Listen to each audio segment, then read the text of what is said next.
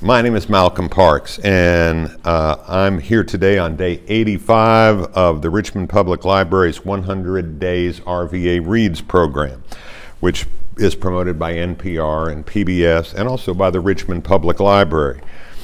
Today is September 26, 2018. I am at the Virginia War Memorial with the Mighty Pen Project group.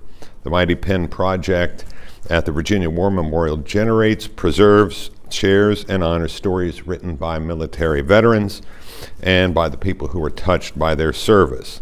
The project provides a variety of programs to memorialize recollections of military service. And I thank you all very much for letting me join you this evening.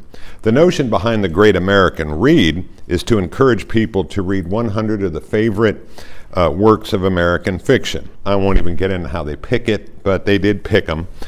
Some of the books are on the list qualify as genuinely great American novels. Some are just favorite American novels, but I would encourage all of you to take a look at the list of books. Almost all of them on the list are really worth reading, and if you haven't read them, do it. You can find the list at rvalibrary.org/100days, or you can just Google 100 Days American Read, and you'll find the list. Really some great stuff on there.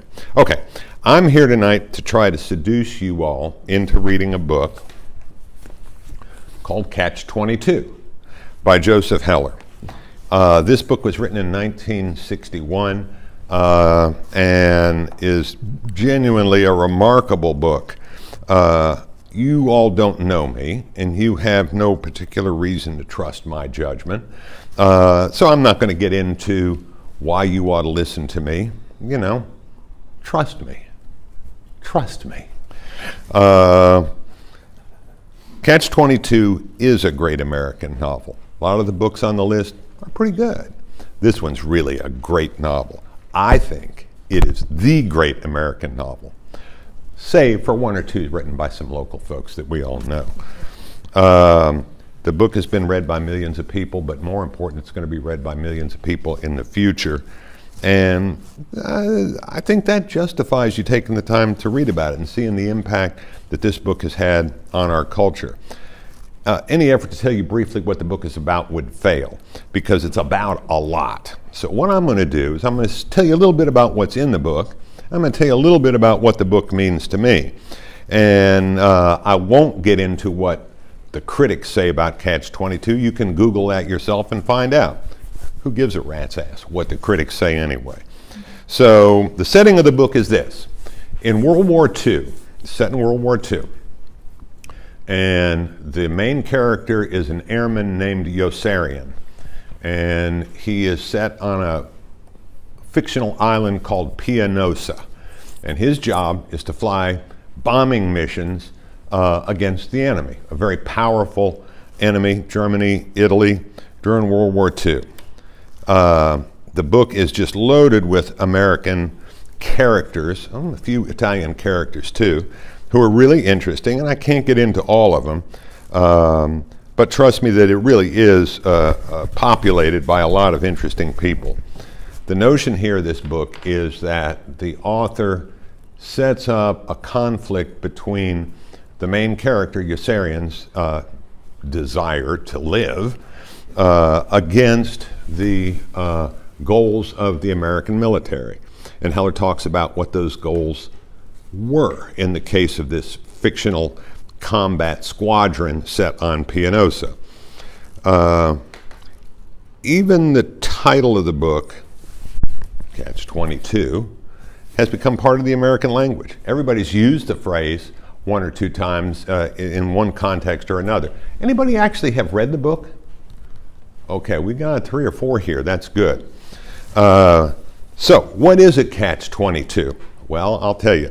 The setup is this.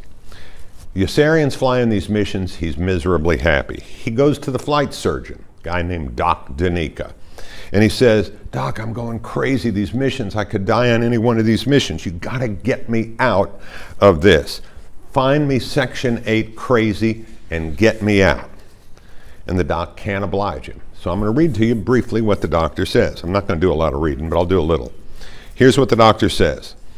There was only one catch, and that was catch 22, which specified that a concern for one's safety in the face of dangers that were real and immediate was the process of a rational mind. Some pilots really were crazy and could be grounded. All they had to do was ask to be grounded. But as soon as they did, they would no longer be crazy and would have to fly more missions. Yossarian would be crazy to fly more missions and sane if he didn't. But if he was sane, he had to fly them. If he flew them, he was crazy and didn't have to fly them. But if he didn't want to, he was sane and had to. Yossarian was moved by the absolute simplicity of this clause of catch 22 and let out a respectful whistle. At some catch, that catch 22, he observed, it's the best there is, said Dr. Nika. So that's the situation. He's in an impossible situation. No matter what he does, he's going to be unhappy.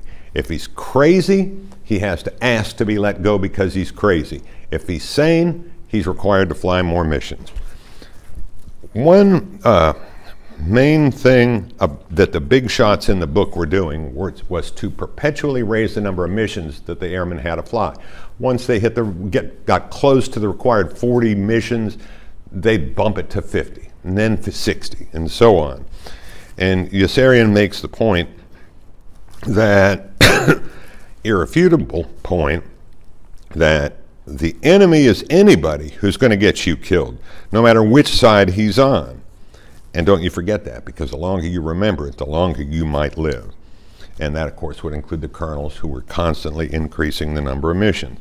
Sounds pretty grim, yeah? Who wants to read a book where it's so incredibly bleak and the pointlessness of human existence is set against the exigencies of war, suggesting that the military goal of war was to promote human attrition in order to advance the individual ambition of the colonels who were running the thing. This book criticizes, belittles even, the country and the military authority. And that creates some issues, some problems. So here's the thing, though. The book is really funny. It's hilarious. If you read this book, well, I can't tell you what you will do. When I read this book, I laughed out loud a number of times. And that can be embarrassing depending on the circumstances, but I bet you will too. But to me, Catch 22 articulates the perverse but absolutely real logic of a bureaucracy, any bureaucracy, but in this case, military bureaucracy. It expresses the clash between the goals of a bureaucracy, which in this case were the superiors being able to report successful bombing of enemy targets, against the individual's desire to survive and to live. Yossarian realizes this and embraces his urge to survive. People think he's crazy when he insists that millions of people are trying to kill him, which they are. This compulsion to survive is the framework, the matrix of the novel.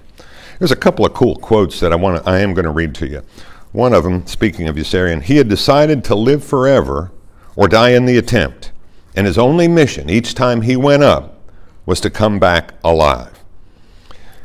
History did not demand Yossarian's premature demise. Justice could be satisfied without it.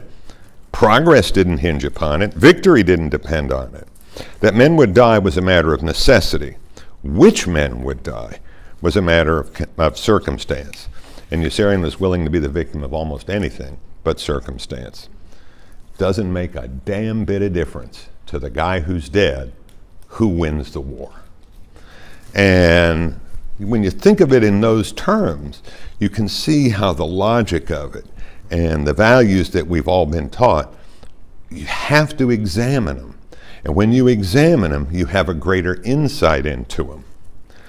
So Yossarian limps through his military life on Pianosa, however brief it might end up being, complaining about this problem and trying to figure a way anyway to get out of flying missions and to stay alive. And of course he's confronted with the argument, wait a second, we've got a greater goal here that we have to try to accomplish. You, as a soldier, have to be willing to risk your life in order to promote the greater good, the survival of American democracy, the survival really of the world against the Nazi war machine. But Yossarian raises a response that I'd never thought of. He says, the other side would say, Yossarian, suppose everybody felt that way. Where would we be then? And Yossarian points out that if everybody felt that way, I'd be a damn fool to feel any way else. And he's right about that. He talks about the obligation of a soldier to be willing to stand up for his country no matter what. And he says this, what is a country? A country is a piece of land surrounded on all sides by a border, usually unnatural. Englishmen are dying for England. Americans are dying for America. Germans are dying for Germany.